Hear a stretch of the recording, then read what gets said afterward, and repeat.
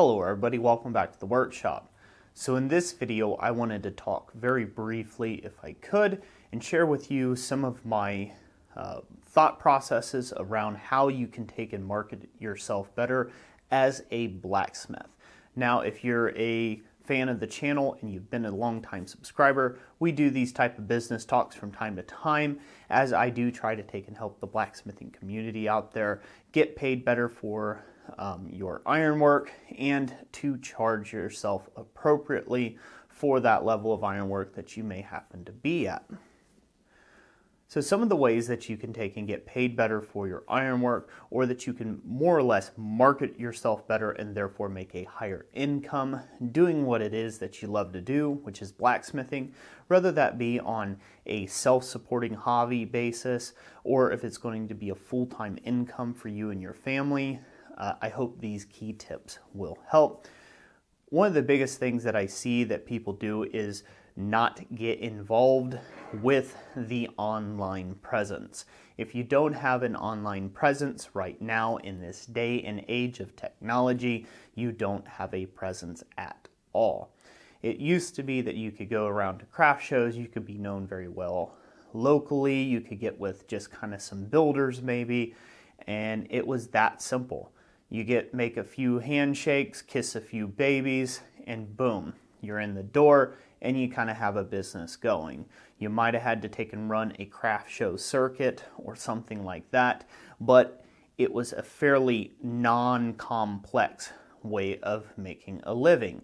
You would make an XYZ amount of items, you'd take them to a craft show or an art festival, and then you would sell XYZ amount of items, and then that's what paid for the show, the travel, the gas, the expenditures, and hopefully your time, and give you a little bit of money to go to another show.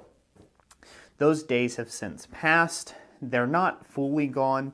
There's still a lot of great opportunities, depending on what part of the world you're in, to be able to do that. If you're around a touristy type destination, that's a great thing.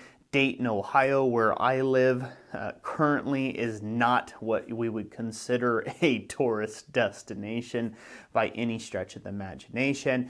And the average median income here in the Dayton, Ohio region is right around $30K a year, which is not a very high national average, to beat the band. So people who you find at craft shows and art fests are usually weekend warriors. They have maybe $20 to possibly $50 at the high end to spend, and that makes it a really hard way to make a living. So nonetheless about that, that's what took and pushed me to take and go online. Online sales never sleep. The world doesn't sleep. If you're asleep, someone in Australia is awake right now, and they may choose to just buy your ironwork because they're busy shopping online right now while you're busy snoozing in your bed. And then you wake up and there's an order and it's got to go to Australia, and you're like, wow, that's amazing. So it really opens you up to a worldwide market space. So if you are not online currently, there's a lot of different classes that you can take and get yourself involved with. Some libraries and stuff do community classes to help people get online or be able to do things like that. Just Google what's in your area and you should be able to take and find something. If you are not tech savvy, there's loads of information out there, including YouTube. Highly suggest it. So that's problem number one. Problem number two that a lot of people that try to do blacksmithing as a business and don't get sales from is improper leveraging of social media. So what that means is you just blanket post your items all over the internet. So basically you spam the internet with your own content or with the items that you have created. Spamming the internet will not work these days. There was a time that it did, but now you need to take and go a step further, and you actually need to create an individualized piece of content for each one of the various platforms that are out there. That can sound daunting, but it's really not that big of a deal. So some of the main platforms to take and be looking at right now in 2019 as I'm recording this is Facebook, YouTube, and Instagram. Those are going to be your three major players right now that you could take and be leveraging by showing off your ironwork, and each one of those requires a slightly different strategy in order to hopefully procure some sales for your company. So that brings me into my third point, because this is very part of that. So you don't become just a scam artist or just another ad on somebody's feed. What is your connection with the people that you are marketing your work to? Are you on Instagram? Are you on Facebook purely for social means? If that's all that you're on there for, it won't go very well if you're constantly, hey, buy this product, buy that there, buy one, get one, half off on Sundays, yada, yada, yada. That's not going to go over very well, and you're probably going to lose some subscribers or some people who would have otherwise might have supported you because they were connected with your backstory. So you need to make sure that you define what your backstory is and what your mission is with your work.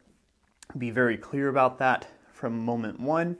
Maybe start up a professional page, and then that way it's expected and it doesn't seem like you're like, hey, great shot of your kid. By the way, I've got some bottle openers for sale. So don't do that. That is a way of it backfiring on you. So it's all about being a genuine person and having a genuine purpose for people to engage with you, engage with your product, and find value with it. So those are just some quick key tips. This video's probably went on long enough. I could go very deep dive into this type of stuff, but I just kind of want to get you some thoughts there. I hope you found this valuable, and you may need to rewatch this video a few times, not just because it helps me on the search engine and the algorithm and all that on YouTube, but because of the way that I spoke through some of this stuff. It takes a little bit more on the comprehension side of things to take and start strategizing. Whew, that's a hard one to say, right? It takes some strategizing to put in place in order for you to actually pull these whole things off when you get online. The main purpose for you to get online is for you to take and get people to be aware of you and your products, your mission statement as a company, and you, the artist, the creator, what it is that you're trying to convey through your work. And if you do that effectively through visually stimulating photos, through thought-provoking ideals and conversation starters, and then decent prices that are adequate enough to take and feed your family with, you will find the right clientele for your business. So that's it for today. Thank you all so much for watching this video. Drop me some comments on some future videos that you'd like to know about business or things that we could help you with, Jessica and I here at Christ Center Ironworks. And if you'd like to support this type of content and future videos like this, a great way of doing that is just sharing this video around with your friends if you find the time to do so.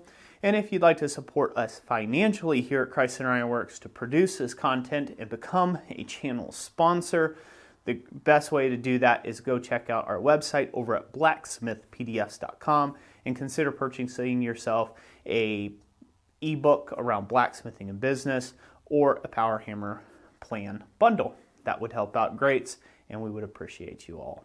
So as always, God bless you, and we'll catch you on the next one. Thanks for watching.